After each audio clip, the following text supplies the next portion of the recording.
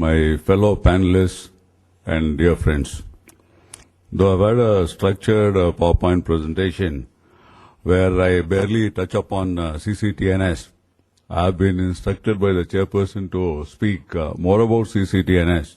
So we'll start with CCTNS straight away. It is Criminal Tracking Network and Systems. It is the latest offering from Government of India, which aims at creating a network of 14,000 police stations and 6,000 higher police officers. So 20,000 locations in all across the length and breadth of this country. It is a project of 2,000 crores, which will run concurrently with the 11th plan. And at the end of it, you will have a complete connectivity across the nation. We will have something called a core application software, which primarily would take care of the investigation and prosecution, which would be handed over to the states. And it is to be customized at the level of the states. And combined together, you will have the software on which the police in India will run. Suffice to say that the software is not an ERP solution. It would be restricted to basically investigation, prosecution, and some citizen-centric services. For the first time, a project of this nature moves on to a planned head of account. It's been cleared by the Planning Commission, and the states are supposed to provide the data in the nature and the format which NCRB and the Government of India would require to have. Added to that, you are supposed to provide 9 citizen-centric services. We have been talking about the FIR, we have been talking about large number of forms and approvals which you generally, the citizen is supposed to get from the government.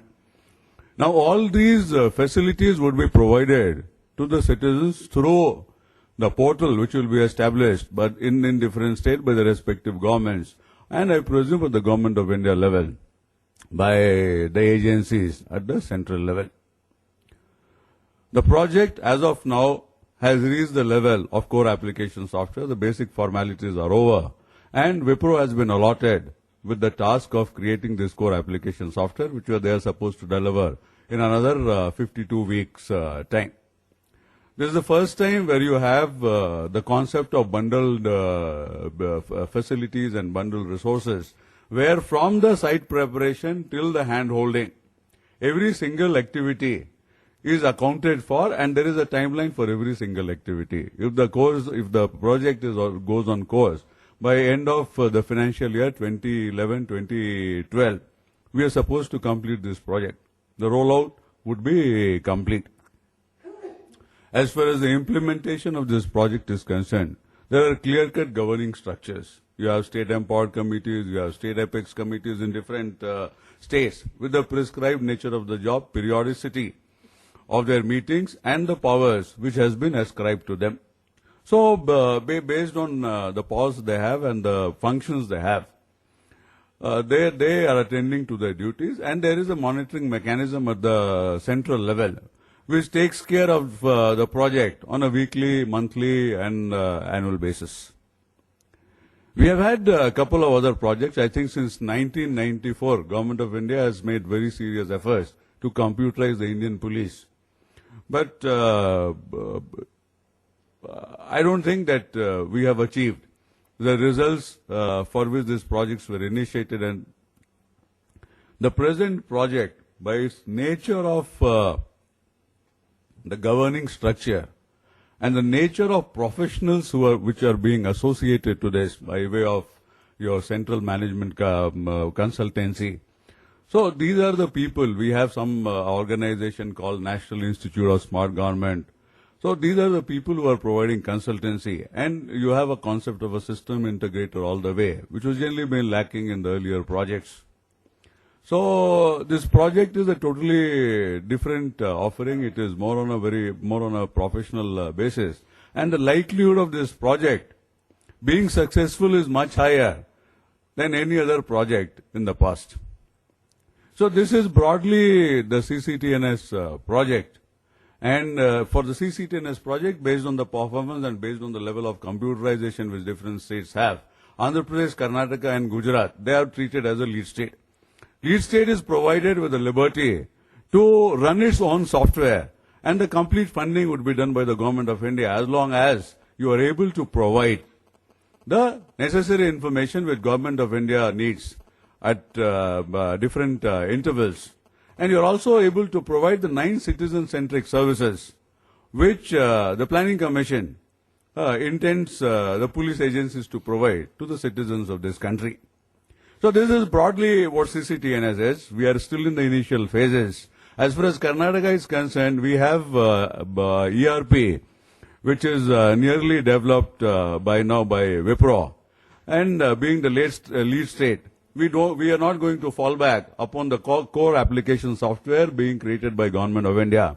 We will continue with our own software. We have the liberty to do the same as per the memorandum of understanding with the Government of India. So, we might come back to CCTNS over the course of this presentation. I'll run through the presentation which I have prepared for public safety and security for the audience here.